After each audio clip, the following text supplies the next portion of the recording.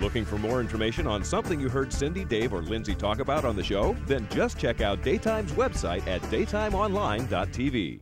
The following portion of Daytime is sponsored by the Tampa Bay History Center. Welcome back to Daytime. Located between Channelside and the St. Pete Times Forum, the Tampa Bay History Center, a 3-story, 60,000 square foot structure, holds the promise of a permanent destination for history buffs.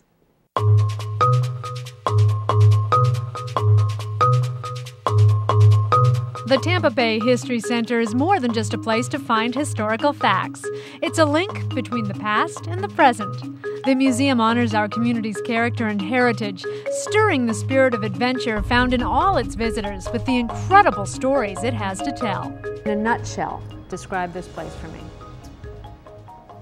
In a nutshell, this is a look at what makes this area truly unique. And you know, unfortunately, a lot of people think that maybe Florida had no history before Disney.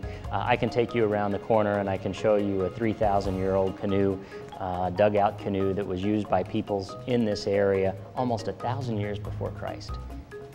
Florida has a great history and a great story to tell. Follow in the footsteps of Florida's first native inhabitants, pioneers, sports legends, and railroad tycoons. Stroll through the 1920s-era cigar store. Explore exhibits about the places and people who shaped the Tampa Bay area. The Tampa Bay History Center boasts a stunning 3-story atrium, interactive exhibits, theaters, map galleries, research centers, a museum store, and the internationally acclaimed Columbia Cafe. The history of Tampa Bay comes alive within these walls. All right, CJ, you have not forgotten about the little children that are going to be coming here with their parents. Absolutely, and we have exhibits that will appeal to children as young as perhaps 2 years old. We have an interactive, what we bill as a play table, but it's loosely replicating the port and the port operations with trains and boats. The children can manipulate and sort of pretend that they're working their way through various parts of our port operation.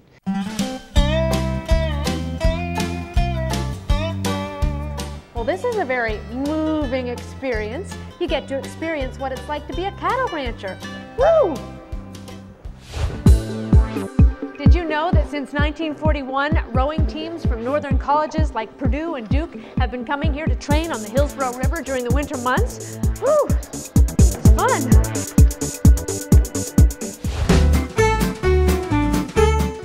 In 1905, the Columbia Cafe opened in Ybor City, and of course it's such a big part of Tampa's heritage that it only makes sense to put one in the History Center. Tell me about this new exhibit that's opening on Saturday.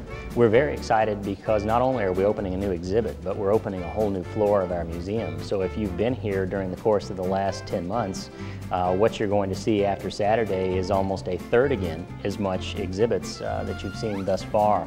And we're opening our temporary traveling exhibition gallery. The first show that we're hosting is called 5 Centuries of Tradition, and it is a focus on Florida's rich heritage in the cattle industry. You know, the cattle industry started here, and it starts with the introduction of cattle from Spain by Ponce de Leon.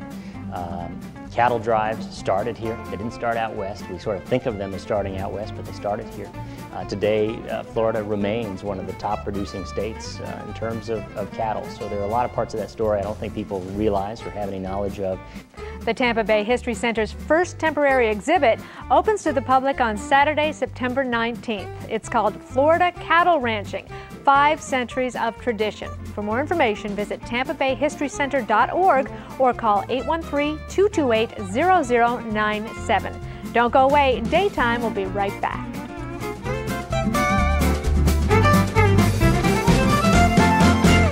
The preceding portion of Daytime was sponsored by the Tampa Bay History Center.